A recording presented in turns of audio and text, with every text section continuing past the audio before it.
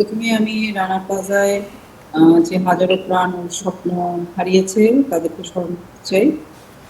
আমরা আসলে রানা প্লাজার পরবর্তী সময়ে আমরা দেখেছি যে মালিকপক্ষ, সরকার এবং বায়ার তারাও শ্রমিকের নিরাপত্তার প্রশ্নে আগের থেকে বেশি উদ্বেগ প্রকাশ করেছেন এবং সেই সময় থেকে আমরাও দাবি করে আসছিলাম যে এখানে শ্রমিকদের যে উপর যে হত্যাকাণ্ড হলো তার একটা সুষ্ঠু বিচার আমরা চাই, মর্যাদাপূর্ণ ক্ষতিপূরণ চাই। কিন্তু আমরা এই 13 আজকে 11 বছর হলো, এই 11 বছরে এসে পোশাক খাতের যত উন্নয়ন আমরা দেখছি যে তখন $50 বিলিয়ন স্বপ্ন দেখিয়েছিলেন উদ্যোক্তারা, বর্তমানে $100 বিলিয়ন স্বপ্ন কথা তারা বলছেন। সেটা নিশ্চয়ই আমাদের জন্য একটা ভালো দিক অর্থনীতির, এবং অনেক গ্রিন ফ্যাক্টরিও হয়েছে। ফলে মালিকদের যে পরিমাণ উন্নয়ন হয়েছে বা এই অর্থনৈতিক খাতের যে উন্নয়ন হয়েছে সেই একই মাত্রায় আসলে আমাদের রানা প্লাজার ক্ষতিগ্রস্তদের বা বাংলাদেশের পোশাক শ্রমিকদের জীবন হচ্ছে আমরা বলতে পারছি না। কারণ 11 বছরেও দোষী যে সোহেল রানা ছিলেন এবং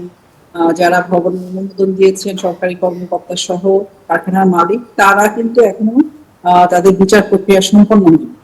ফলে আমরা আন্দোলন করে আসছি, কিন্তু আমাদের বিচার ব্যবস্থা নিয়েও আমাদের মধ্যে উদ্বেগের জায়গা তৈরি হচ্ছে।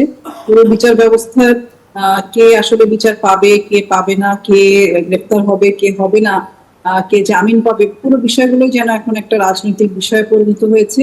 এবং সারা দুনিয়ার ইতিহাসে রানা প্লাজা হচ্ছে তৃতীয় বড় ঘটনা, কিন্তু এরপরেও যখন আমরা এখানে বিচারের বিষয়টা দেখছি না, এখানে বলা হচ্ছে আপনারা জানেন নিশ্চয়ই যে সাক্ষী পাওয়া যাচ্ছে না। আমাদের কাছে মনে হয় যে 24শে এপ্রিল নিজেই একটা বড় সাক্ষী। 24শে এপ্রিলের যে যারা আহত হয়েছেন, পঙ্গু হয়েছেন এবং যারা প্রাণ হারিয়েছেন, এদের কাছে তথ্য, এই তথ্যগুলো, এবং আমরা জানি যে যে তথ্যগুলোই প্রমাণ করে যে এইটা আর মানে এই মামলা নিষ্পত্তি না হওয়ার কোনো কারণ আমরা দেখি না।